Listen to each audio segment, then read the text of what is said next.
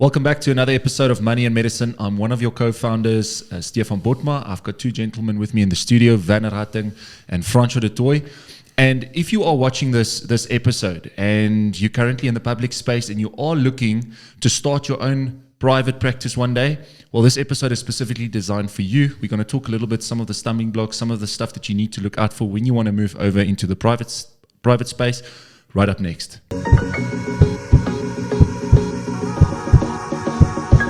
So Francois, thank you so much for joining us. We truly appreciate it. Francois, you're a thought leader in the market. I must admit that we watch so much of your content. We enjoy your content. We learn a lot. You've got various shows. You've got your own podcast channel that you also host. You're also consulting. Francois, how did you get into all of that? If you don't mind, maybe just sharing a little bit about your background, where you come from, and how did you end up where you currently are? Just thank you very much, Stefan and Werner. It's a real privilege to be here. It's a bit weird to be on the other side of the mic, so to speak. But yeah, so I sort of landed up in financial services and financial planning. It wasn't something that I ever thought I would go and pursue. I started my career back in the day at Standard Bank. If I'm allowed to say the bank's name, the Blue Bank. I was there for about 3 years, and then I got a call one day. But there was no cell phones, or cell phones just came out back then, the old Nokia 2210s and those good things. And so basically what happened is somebody that used to work with my mom sort of said, listen, there's an opportunity at the insurer where I work. I'd like to chat to you. And I'm like, oh, my word. And then anyway, what got me in was a cell phone company car and an entertainment allowance. I was young, 21 back then. And I thought, well, that sounds quite exciting. And that was sort of just how I fell into, because I also believe that you don't really get drawn to financial planning. I think both of you will probably attest to this, where you sort of...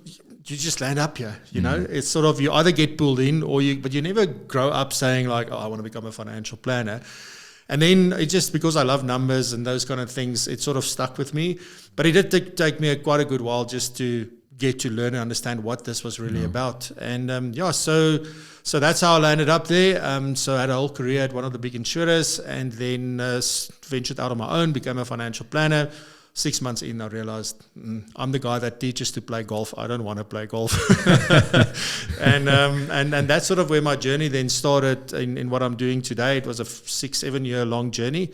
But I think throughout all my experience, the one thing that makes me very unique is my practical experience, because I've literally sat on all sides of the table. And today what I'm doing is just through my shows and through the work that we do is to help others just, grow the profession and to give good advice and build sustainable businesses. That's quite important. So I think I'm trying to play a role in the future of the profession. And through that, I get to engage with wonderful people such as yourself and many others. So that's sort of my quick story. Yeah, Francois, thanks for the great introduction. So both Stefan and myself, we've had the opportunity to sit in some of your talks in your presentations. And that's for that very reason that we wanted to have you on the show. We attended one of the talks last year about medical doctors making the transition going from government into the private space. And that specific talk focused on some of the stumbling blocks that those early career doctors face. So in your opinion, what are the biggest stumbling blocks that medical doctors face when they want to consider that transition going from government into the private space? I honestly think there's two main ones. Specifically, if you're a doctor that grew up with a father or a mother as a doctor. Yeah. So you come from a medical family. You look at how they work, the hours they work, and you think to yourself, that's not going to be me one day. So what I want to do is stay with government. I have my leave. I can, there's no worries. I'm not responsible for anything. I just do my work and go home. I have a pension fund. I have all of those good things. And I think then reality sets in a couple of years later, because I think a lot of people think that it's actually not a bad idea because I can run my life. And then you start having a family and life starts to happen. And then you get to a point where you start questioning whether that is really what you want, because obviously there is a limit in terms of earnings. There's a limit in terms of quite a few things when you do work for government.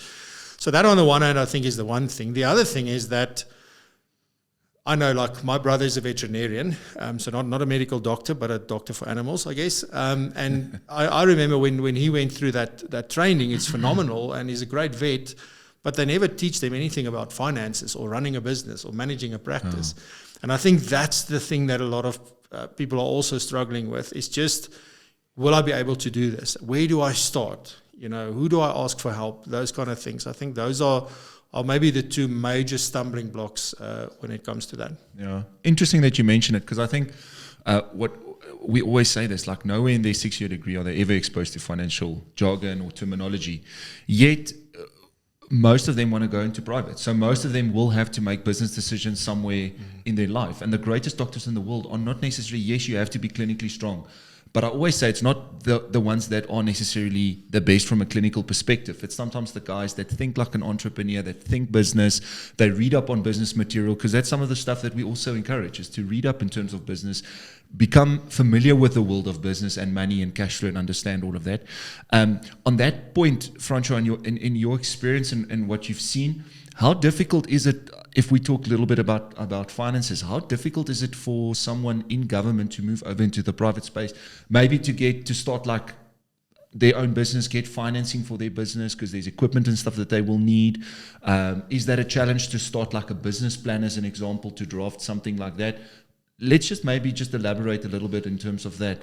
How difficult is something like that? Look, I believe it's like starting any business. It's definitely not easy. It is definitely a challenge, although the fact that you are professionally qualified, the fact that you do have experience, that does count for you. And there's definitely people that would be willing to provide finance. My big thing is like, rather not go look for finance always. Like that should be sort of the last, specifically with the banks. Sometimes is that you don't want to go there because of just like, the kind of security you have to give often for that and those kind of things. So I would try and actually rather, if I plan to do that, have a plan to say, by when do I want to do that, and start putting money away to be able to help you get going. And if you can, bootstrap that practice, because if you can get a space at a hospital or somewhere where there's feet, and also depending on what you do, right? So you may be a general practitioner, or you may be very specialized in your field, and these things all have different kind of things, whereas a general practitioner can build up a recurring client base or patient base, I guess, versus a specialist does not usually do that. There might be some recurring, like I've got a very bad knee, and I keep paying money for my knee, so somebody's making money off of me and hopefully helping me. But from that point, it's just like I think the area of specialization that you're into also impacts how you should think about the business and all of that. A lot of times, I know there are some businesses that provide actually consulting and all of these services almost packaged into one, to say, listen, we'll sort your accounting, we'll get the business registered, we'll do all those kind of things. And if you get to the right people that give you the right advice for the right reasons, that's a good place to start. But I think from that point, those are some of the most important things to consider. I like that advice. And I think also, Vanna, you can actually add to this. Like when they're a registrar, as soon as they're done with registrar, that's about 8 to 10 years that they've had time to actually save up. So almost like going to a bank to get financing should actually be one of your last resorts. If you know you want to go into private, you've got your internship, you've got ComServe, you've got your medical officer years, you've got your registrar years to save up. In typical vehicles, we've got various episodes that we talk about some of those I vehicles. agree, and I think that's something that a lot of them don't focus on, or they don't think about it. Stefan, we've had the opportunity to work with a lot of these doctors over the years, and we've seen where they make the transition from government into private space, but none of them save up. They just get to a day, and I think it's very similar to where we've been in our careers. You get to a day and say, listen, but I don't want to be in this structure anymore. I want to go into private. And then all of a sudden you start looking at avenues, but you haven't saved up enough funds to do it. I've had the opportunity to work with some of my clients the past year that actually finished their registrar time, that got the consultant post, that now consider going into private. But again, I think there's a huge need in terms of education how to make that transition, because a lot of them, especially the specialists, have had the opportunity to join a practice where there's an existing specialist that might be a little bit older, closer to retirement, that want to get in younger doctors to take over that practice, or to take over some of the duties. And I've consulted with a lot of these clients, because they reach out to us and say, but how do I do it? What do I consider? What contract do I need to have in place? I think also, with my legal background, a lot of them see I'm an attorney, so they come to me and say, listen, but do I need to sign a contract with them? Do I need to sign an NDA? What do I need to do? And I advise them on it. Just say, listen, have a look out for these kind of things. But I think a lot of their concern is, how do I do it? Do I need to do it in my personal name? Do I need to get a practice? And also, what happens to me if something happened to that doctor? Yeah. So on that point, Francois, what are some of the legal structures that these doctors should consider when they go into private? Is it a good idea to start a company? Do they have to do it in their personal names? From your experience, what would you say? Yeah, so look, I mean, there's a few things at play here, right? The other question is like, that goes exactly with that. Which structure should I put it in? But often people start off in their personal name, like just Dr. Francois, and there I go. Yes. And then way down the line, I feel like I'm paying too much tax. So should I register a company in order to save tax, right? So it's very important to understand that there's only certain structures that are allowed for any medical professional. So if you belong to the HPCSA, they have a policy document on business practices, and in there they clearly state what you can and can't do. So a PTY Limited, a private company, is a no-go for a doctor. And the reason for that is they have to retain liability in their personal capacity. So if you have a PTY Limited, then you can hide behind that corporate veil, which is not allowed. So the doctor or the medical professional must always remain personally liable, and must be able to be sued in their personal capacity. So that's sort of the rules around this. But there are other options. So some of the options are, well, one, you can do it in your personal name, obviously as a sole proprietor, because then you and the business are actually the same entity, the same person. So that's the one. You can go into partnership, which is a lot of individual doctors just working together in a partnership. So you would share an office space, share expenses and those kind of things, but in their own right, they are still liable. Then you can work in association with others, so you can do that. You can go into a franchise model, if you think, NHC, I think those kind of models. You can do that. And then the other popular one, which is the closest that you can get to a company, to a PTY Limited, would be an incorporated company. So you'll see a lot of professionals use that. And it's a good idea to do that if you are more than one doctor in the practice, or there's a very good likelihood of more doctors joining the practice later on, and or people coming and leaving, because that with a partnership, when somebody leaves, the partnership actually dissolves and you have to do a new partnership, new agreements, and it becomes a bit of an admin issue. And also with banking and all those kind of things, it's just, you don't want that. So on the company side, you can do an incorporated company. It works exactly the same as a PTY Limited. The only thing is that the directors are personally liable for their actions as well, and for the services that they render. Very, very interesting. I think what I've seen quite a lot is a lot of the doctors that finish their registrar years, they first become a consultant. So, and I think that's when they still build up some of their clientele. What that means is they do some work for government, but they also do a little bit of work in their private capacity. In your view, for the listener that is maybe a consultant or that's on that verge, they're finishing up registrarship, will a sole prop be something that you would recommend as a starting point? Which one of those legal structures would be the easiest to get in for somebody that's now starting? And I almost want to say the red tape is the least, for lack of a better word. Look, I mean, for any business, if you start out, I think what makes doctors a little bit different is that your likelihood of success, if you manage your finances well, are quite high, versus me going out and just starting a recording studio, for example.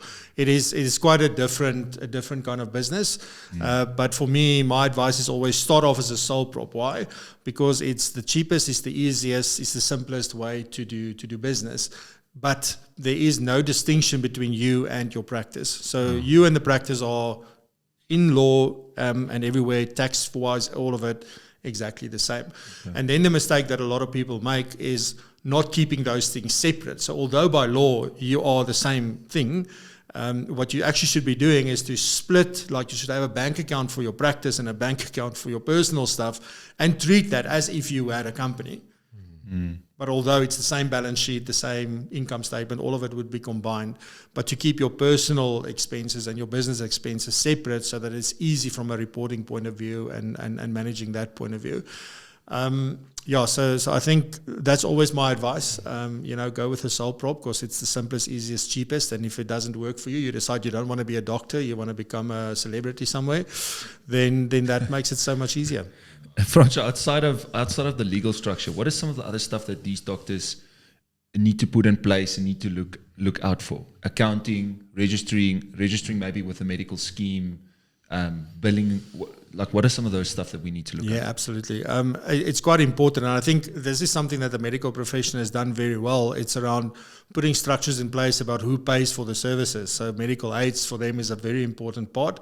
And I think a big decision around that is whether you want to claim directly from the scheme or you want the member to pay up front and then they claim back from the scheme.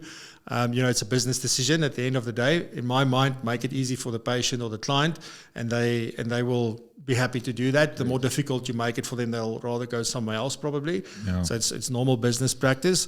But apart from that, because that's the funding. That's how do you actually get paid for what you do. So you know what you do and you want to know how you're going to get paid. The next thing is, how do you keep record of this? So accounting is from day one. Don't think that you're going to do the accounting yourself. You're going to go out, get a Sage package and a this or some medical practice package, and you're going to do all of this yourself. It's not your core function. So get an accountant to do that from day one. We see too many businesses, like we want to do it so cheaply in the beginning, and that's good. It makes good business sense. But practically, if as soon as you see, it's provisional tax time, it's tax time. It is. Yeah. And then, now you scramble to get all of this stuff done. So that's just from that perspective to make sure you're compliant. But then what about making good business decisions? If you want to go out and get funding because you need to buy certain equipment, you want to expand your practice, you want to buy somebody out, those kind of things, then it becomes messy if you suddenly need that kind of information. So absolutely having someone there that can do that. And then I think a very good financial planner, because there's a massive difference between an accountant and a financial planner. Yeah. Not the same thing. There's overlapping things there, I believe, in how we look at it. But from a financial planning point of view, the financial planner, in my opinion, I've always said this, is always at the center of the relationship, because the financial planner usually know what questions to ask to the accountant and the lawyer and all the other professionals that are involved in running this practice. So they are the ones that can help you spot the blind spots, apart from giving financial planning advice. So those are definitely some of the things that I would look at from day one when I started. No, I think that's very important. I think a lot of doctors wanting to make that shift don't give too much attention to the practice management side of it. Again, I'm going back to the client that I've met earlier this year that's busy making the transition from government to private.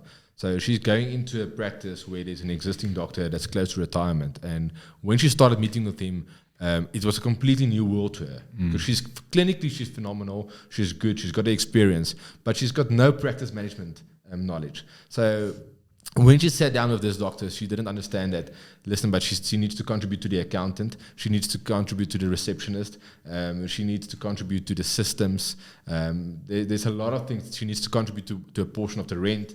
There's a lot of stuff that they don't take into account. That's very important to also consider. And if I want to add as well, there's one very important consideration that people leave till too late. I worry about it when I start making money, when money starts coming in, is tax.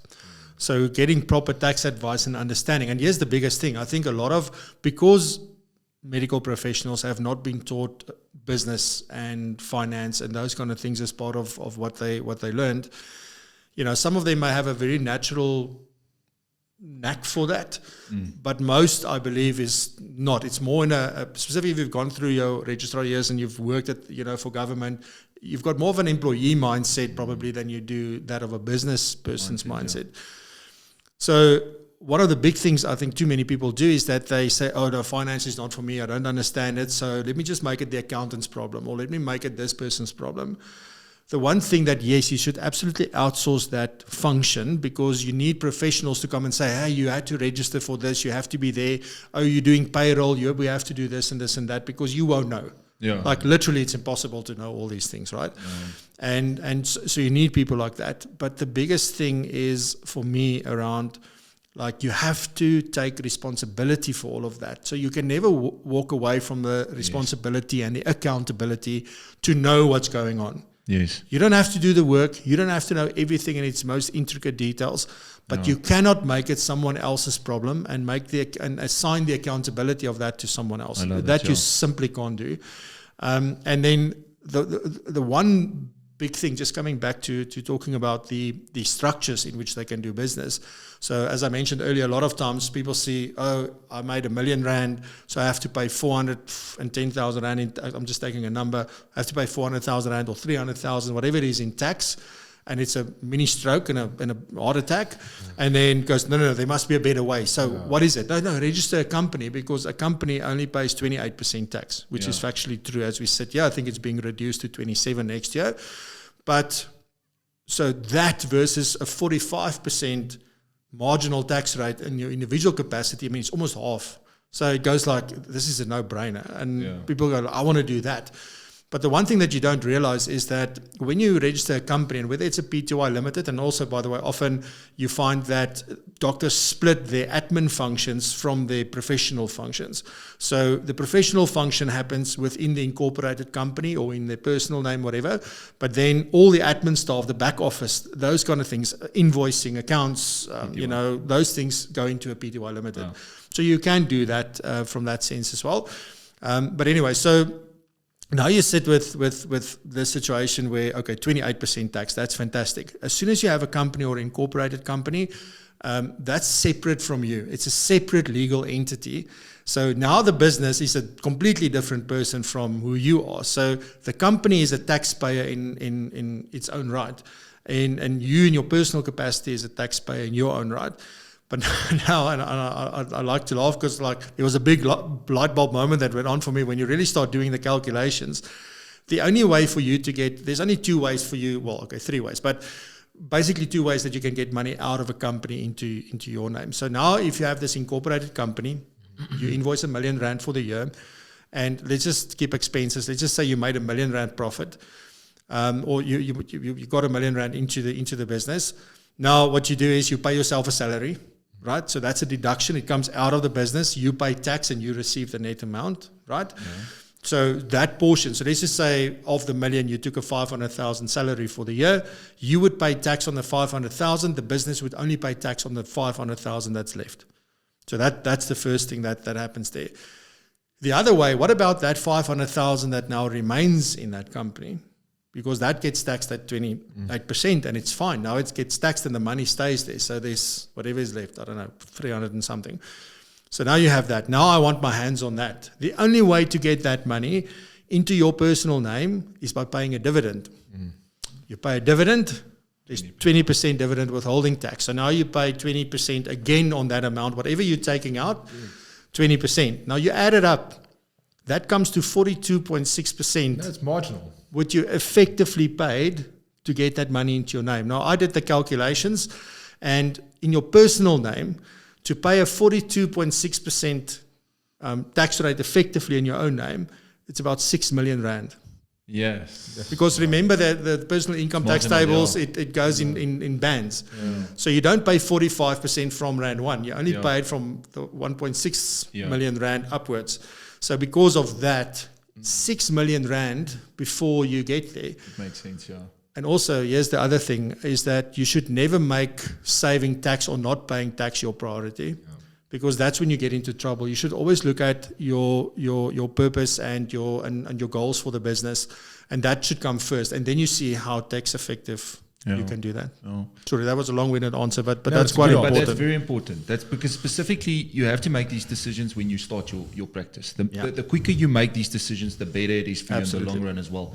Gents, and Werner, I think I actually have this question for you. So with your legal background, is what I've also seen is sometimes these medical doctors have issues with non-payments, right? So they've got a patient coming in.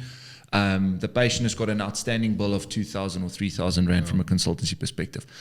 And then they don't chase that up, but little by little, that can actually become quite a massive headache for them in the long run. How do you deal with something like that? No, first of all, I think, like you said, Stefan, from a cash flow perspective, it's going to cause them a lot of problems. But then you have to appoint an attorney, and they have to collect their debtors. So now there's legal letters going out. Although you're going to collect that money with following a legal process, it becomes expensive. Yeah. So you're going to pay legal fees, you can pay those attorneys' fees, it's going to get dragged out. And Francois said something very important earlier for the listeners if they didn't pick it up. He says try to make it as simple as possible for the patient. I know there's a lot of doctors out there that doesn't like to be in contracted with the different medical schemes because they say the medical schemes paid him late or whatever the reasons might be. But if you are affiliated to a specific medical scheme, let's call it Discovery or Profmed or whoever, if you're affiliated with them and the patient comes to your rooms and they don't pay anything, you basically just get a payment from the medical scheme. First of all, it's more convenient for you into your practice because it's less management to do. And the medical aid is going to pay you. You don't have to collect it from that patient. So the patient's happy because they don't have to make an upfront payment. And secondly, the medical aid will pay you. I'll take it from a personal experience. So I had quite a pleasant experience now with my wife's second pregnancy. The first pregnancy, the gynecologist that we used, he wasn't contracted with any medical aid, so we had to pay everything up front, especially when she had to go for a Caesar. Wow. We almost had to pay about 30,000 Rand up front. Sure. Then we had to claim it back from the medical aid. Now, first of all, not everybody has that cash to do it. So what happens? He loses that patient, okay? You do get the money back from the medical aid. It's not that difficult. It takes a couple of days. That was the one experience. And then with the second delivery, we were with a different gynecologist, and he was contracted in with the medical aid. So it was quite strange because we asked him, listen, isn't there any payment that we have to do? And he said, no, everything has been approved by the medical aid. So we didn't get any bill. I just got an email and said, listen, all the payments has been made on the statement, which was very, very nice. The doctor got paid. He didn't have a problem with collecting outstanding debtors or not payments. And we were happy. So I think that from a starting perspective, I would say doctors making that transition, that's maybe something very important to consider. Because we also had clients, Stefan, and you can attest to this. We've had clients, medical doctor clients, that if they have to go for a procedure, okay, they ask us, can you please send me a list from my medical aid to show me which doctors are contracted in with the specific medical scheme. So I don't have to pay out of my own pocket. I just can go to this doctor. And what happens with them? That doctor gains the business. There might have been another doctor, but because he's not contracted in, he loses the business. I think when you get to a stage where you maybe have, let's call it, if you become so successful or your clientele gets to a point where you don't have enough time to see all the patients, then you can consider and say, listen, I'm so high in demand, my patients pay me up front. That's how it is. But until you get there, rather go the route that Francois said. Yeah, you just took the words right out of my mouth, because for me it's like once you've built your brand and your track record, because remember you're just starting off really, this is still early on. And it's not to say that maybe you've been at government for 20 years and now you decide like I can't do this anymore, I want to move on. So then maybe you have already built some form of that. But also, you know, maybe it's not in the way that you wanted to build it if you were in private practice. So things will change over time. So this is all about how do you make it easy for yourself right at the beginning and make sure that you get money as quickly as possible and that you've got, because cash flow, you know, is like that's lifeblood. So you have to have that too. And it doesn't matter what kind of business or profession you're in, it's absolutely critical from that point, Jen, so just to summarize, what you're saying is create a very easy billing system when you start your practice. Make it easy for the customer or the patient when they come in to pay you. Secondly, if legal expenses can be quite expensive, but let's say it is an issue, maybe get like a secretary or a personal assistant or somebody to put pressure on those outstanding bills for some of those patients that's not paying. Or I think ask the patient to pay up front. Before you have the consult or you do any procedure, ask them to pay the full bill. That's also something that you can consider, and it's at a later stage maybe add a legal representative or an attorney that you specifically work with that can follow up those outstanding bills. Okay. May I add one thing, which I'm so worried I'm going to forget. So what is extremely important, it's got nothing to do with money, it's got nothing to do with any of the stuff that we just discussed. But one thing that doctors that now go into private and that they start sort of building their practice, if there's one thing that I believe there's a massive opportunity to set yourself apart from others, is looking at a patient onboarding process. So how do you use technology to make that easy? If there's one thing that I can't stand is when somebody hands me that yellow file and asks me to put in my information, and there's 4 forms inside that. So it's the yellow file, 4 forms inside where I need to repeat the same information on the 4 different forms, sign 4 different times. And it's like, why? Whereas if you use technology, I can put it in once And there's all the things I can say, I accept all of it, and then the system could basically take it where it needs to go. So there's a massive opportunity for that. People are still stuck in the, and I see the CNA closed down recently. So you're not going to get those yellow files for much longer. But listen, that's a very good point. And I actually want to talk a little bit about client experience. Client experience, how you market yourself, how do you manage your practice? We've touched on all of that, but I think at the end of the day, it comes down to patient experience. I'm just thinking about sometimes when I've met with doctors, I don't know whether that doctor is clinically the best doctor, but the experience that I had, and Vanna, you shared this last year as well when you guys went to one of the pediatricians that you went to, where you just said you had this amazing experience. And I think that's part of it. If you can make the patient experience great, that customer will come back. He will become an advocate for your brand. Yeah. So what's your thoughts in terms of some of the tips? I know you work a lot with some of the financial planners that runs, their practices in a certain way. Maybe some of the marketing ideas, some of the wow moments that they create for their clients that someone listening to this show can actually incorporate into their practice, especially when the practice is still a startup. Yeah, and look, I mean, I don't think there's much difference. I think there's a lot of similarities between medical professionals and how financial planners run their practices. It's sort of there's a lot of similarities there. For me, what's quite important is that you need to think about how do you make it easy for your patient first, and then for you. I think what we usually do is the other way around. How can we make it easy for us? And then the more we can give to the patient to do, the better. And I think that's a big mistake from that point of view. So how do we make it easy for the patient? Because what's going to happen is, number one, if you have a proper onboarding process where I put it in once, it was quick and easy, you have all my information, and then, I can just go about and that starts building trust. Because whoa, this doctor, and as you said, I don't know if you're clinically the best, but wow, if you run your practice like this, then, it goes a long way to build trust with me even before I've actually seen you. And I've had such an experience at the end of last year where somebody was doing those kind of things, and then I had to go for my knee in February this year, and then it was a completely different thing. It was the yellow file thing. And it's so frustrating when you look at that. So I think, obviously, for medical professionals, what's extremely important is something like building advocacy within your within your patients. Again, as I said, it's the same thing. It's so important that your patient go and say, "Look, I saw Dr. Stefan. This was amazing. The experience, how he explained things to me. All the stuff. He was contracted in with a medical aid. So all of these things are building a big package that you need to consider.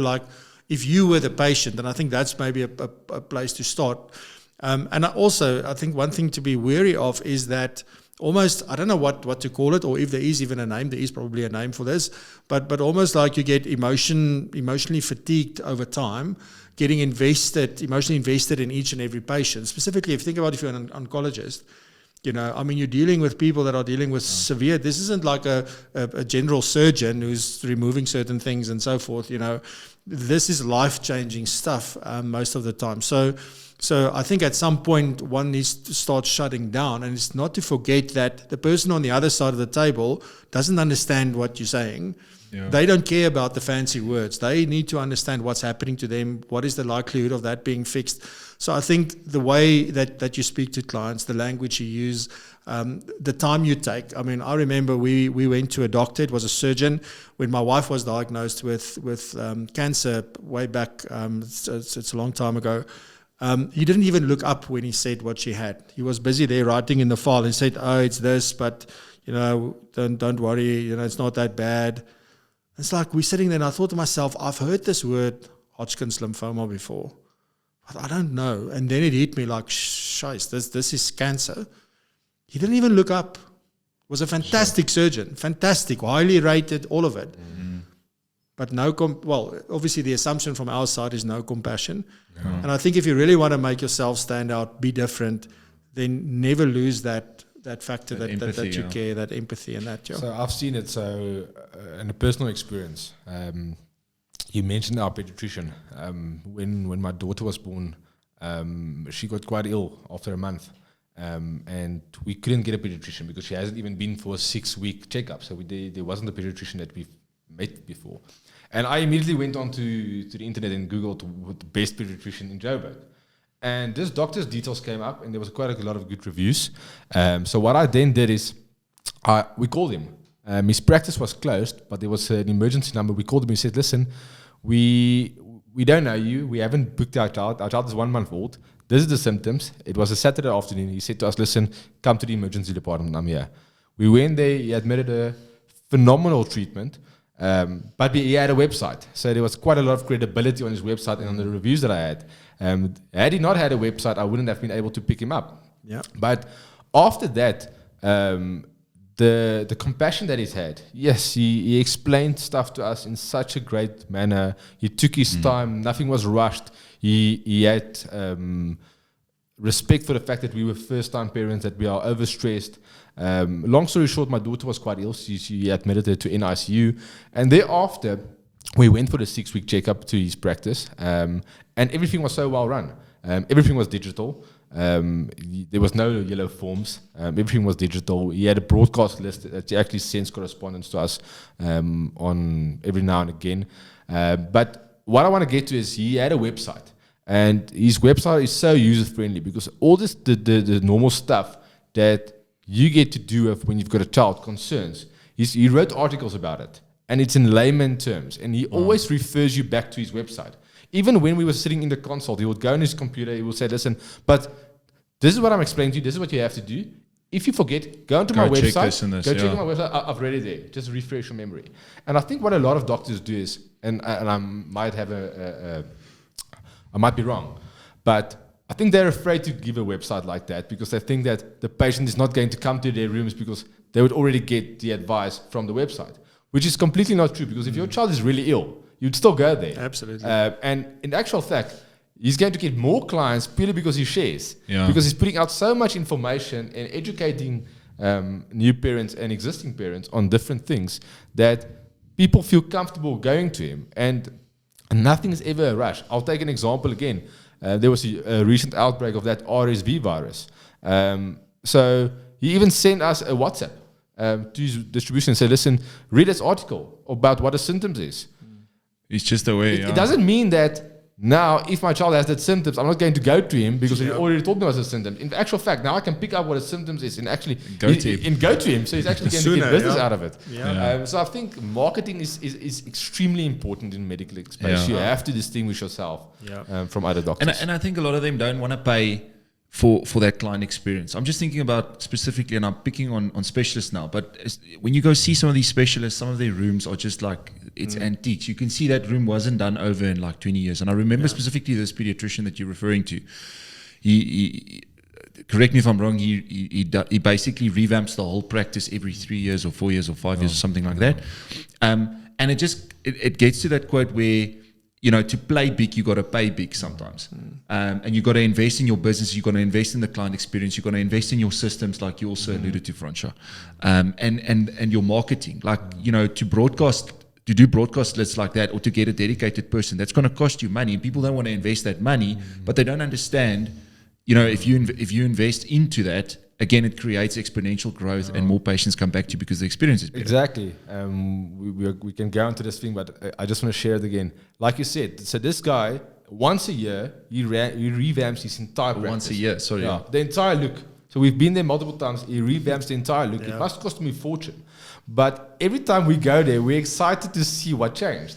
And I think your child gets so comfortable because the stuff that he does, it's so comfortable for the child to go there. I'll use an example. We went to just a GP the other day, and the GP said to us, "But your daughter are so sweet. She just sits still. She's so comfortable. If I feel her heartbeat with my stethoscope, and if I look into her ears and her throat, and I think." Thinking at it now, I think it started at that doctor's practice because the environment was so comfortable for the children. There was so many stuff that distracted them that they weren't focused about, I'm at a doctor at the moment. And that's, I think, so he's phenomenal. I mean, imagine going to see an oncologist and you're there for the first time, like you now heard, and you walk in there and here's this gold room. The Roy Rosa from 1989 is still there on the table, you know, and also then what I also found a lot of times is that the receptionists are quite often not as helpful and as friendly as they probably should be, because it just becomes a job. And I think that's what one needs to be very wary of. So the environment, the way that the staff treats people from the time they walk in the door, this is no different. They're not there because they have to be there. Yeah. Like, yes, maybe, but they could go anywhere else. They can, yeah. And I've walked away from doctors because of that experience. So we say, I won't go there again. And it happens, So you got to have that cap on of a business owner and think about all the other stuff. Imagine you never ever, your favorite restaurant, I won't name names because they will probably be inappropriate for a healthcare show. So I can't say Spur and those kind of things. But imagine Spur still looked exactly the same. It's still very familiar. It's still sort of the same look and feel, but they revamp, they redo, they make things clean and neat again. So it's the same in your business and your practice. You have to do that. Absolutely. Gents, I think that's it for today. We're definitely going to do a part 2 series where we're going to look a little bit about buy and sell and some of those succession planning that one has to do. Francois, for anybody that wants to reach out to you, maybe just for like a consultation or just get a second opinion, how can they get to you? Yeah, so like everybody else is saying these days, LinkedIn is the best place. So Francois du Toit on LinkedIn. And then also we do have a website, which is propulsion.co.za. And then we have, I think the most important place to get a lot of information talking about doctors with websites is actually our YouTube channel, which is just Propulsion Learning. So you can find that on YouTube. And although we talk to financial planners there, I mean, that's our target audience, I am highly convinced that 99% of our content applies 100% Absolutely. to other professions such as medical doctors, accountants, tax practitioners, and those kind of people as well. Yeah, absolutely. Francois, but thanks for your time. Thanks for the insight. That's awesome. It was a pleasure having you, and we look forward to having another session. Thank you very much. Oh, and if this is the very first time that you are watching this channel, we want to encourage you to please go check out some of our other content on www.moneyandmedicine.co.za. We've got interviews like this with other thought leaders in other professions and in other market segments. And you're also welcome to download some of the tools. We've got a free financial guide that you can download, make use of it, get used to some of these financial terminologies and financial jargon. Hit the subscribe button, share it with colleagues and friends that might find this episode quite useful. And until next time, plan the plan.